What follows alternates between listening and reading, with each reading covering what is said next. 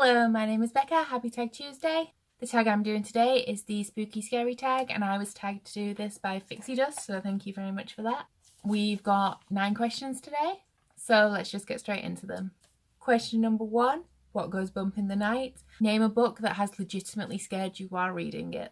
I don't read a lot of scary books. I read a lot of fantasy, but nothing that's really like horror or anything like that.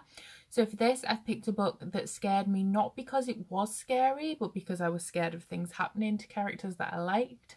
And that is the Red Queen saga or series by Victoria Aveyard. There is a heavy theme of betrayal that runs through this series.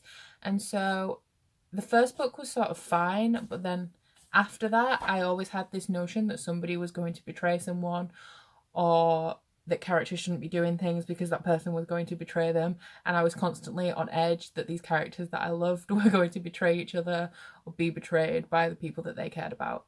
Question number 2, Jack-o'-lanterns and classic costumes. A book that you always reach for at Halloween time. I'm not a seasonal reader pretty much at all, so there are no books that I reach for specifically at Halloween time, and I don't tend to reread things based on sort of the time of year or things like that. I do that more with movies. But for this, I've picked an author that I think is excellent to read any of his books during Halloween time because they're just so sort of creepy and freaky and weird. And that author is Gregory Maguire.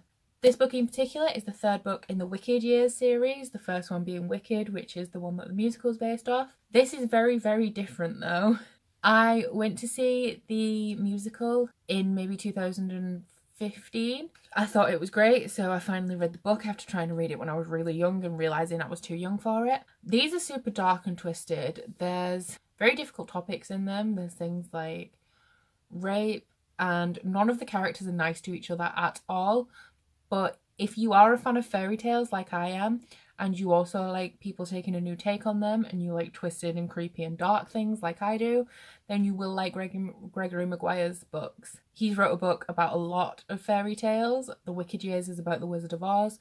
There's an Alice in Wonderland one. There's a Snow White one called Mirror Mirror. There's a Cinderella one called Confessions of an Ugly Stepsister. And I think during Halloween, it's the perfect type of creepy without being scary to really get you in the mood. Question number 3, Black Cats and Magic Mirrors. A book that you love that is laced with superstition or magic. For this, I've chosen Beautiful Creatures by Cami Garcia and Margaret Stowe. This series in general is very special to me because these are the first books that I bought from Waterstones because they were so beautiful and I couldn't resist. I read these a very long time ago and I don't remember a lot about them, but I know that it's about this young girl, I think she's 15, and she is a witch and her entire family are witches, and people are scared of them, so they're very much cast out. People are superstitious of them. They don't want to talk to them in case it brings them bad luck.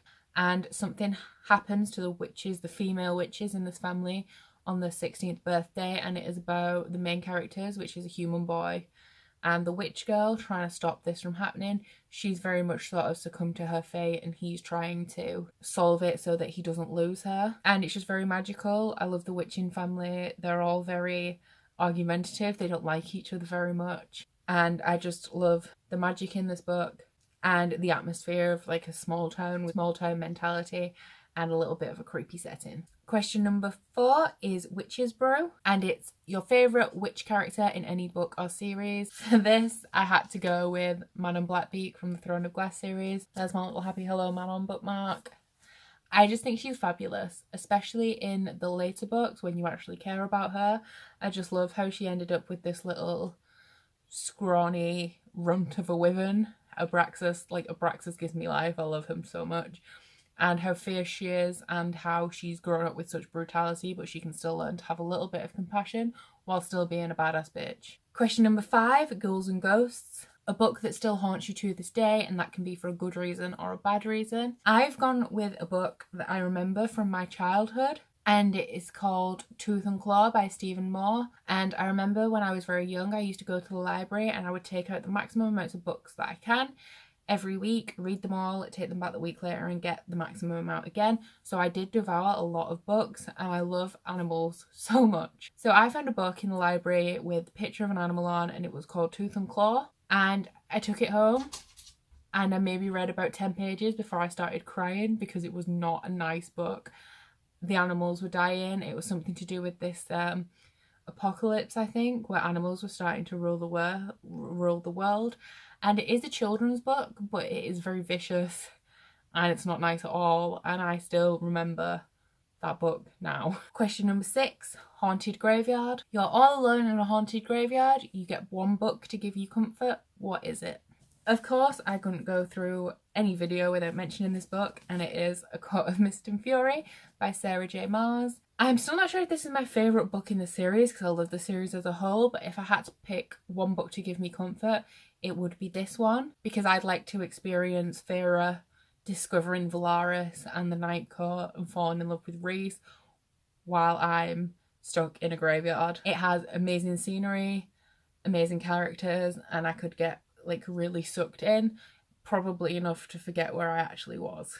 This leads nicely into question number 7, the Undead. What are your favourite supernatural creatures to read about? Obviously, High Fae. Although, if Sarah J. Maas was not an author and I had never read any of her books, I would probably say witches. Even though I haven't actually read a lot of books with witches in, I love the idea of witches. I love films and TV shows about witches. I just think they're great. There's so much you can do with them. They can kind of have so many different types of magic, from like Wicca, like telekinesis, elemental magics. I just really love witches and sort of the idea that anybody could be a witch if they really tried. So if it wasn't for High Fae, then it would be witches. Question number 8, In the Dead of Night. Pick a book with a black cover. For this I picked Gone Girl by Gillian Flynn. No particular reason, it was just the first one that I came across on my shelves that had a fully sort of black cover.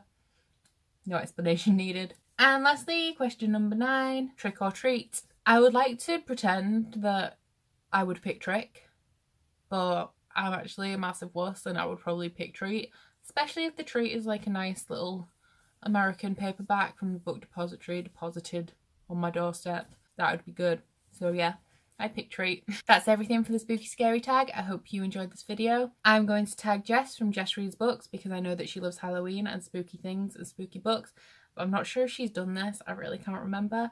But Jess, if you haven't done this, then please go ahead. Thank you very much for watching this video. Don't forget to like, comment and subscribe.